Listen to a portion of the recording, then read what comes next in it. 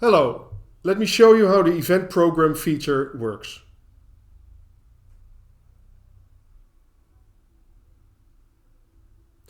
In the administrator dashboard, go to Events and click on Edit Event.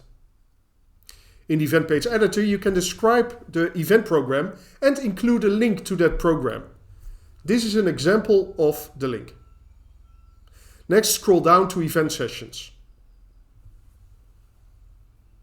You can add or remove a session. Fill in the session name. Start and end time. And create a More Info button by filling in the name and link. And if it's a webinar, you can fill in, for example, Join Keynote and the link to the session in your external webinar app. After creating all your event sessions, click on Update to save it. Now, how will it work for the attendee? In the top right corner, an attendee can select My Attendance. The event this person is attending is pre-selected and the program is shown.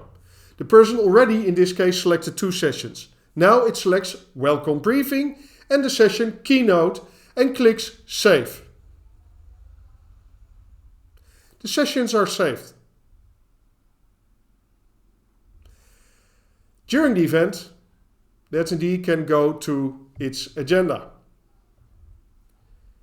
In the Convert Meetings tab, the sessions and the one-on-one meetings are shown.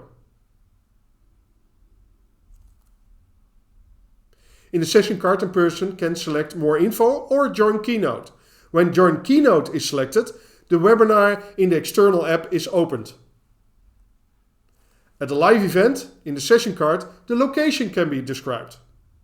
And, for example, included a link to the exact location in Google Maps.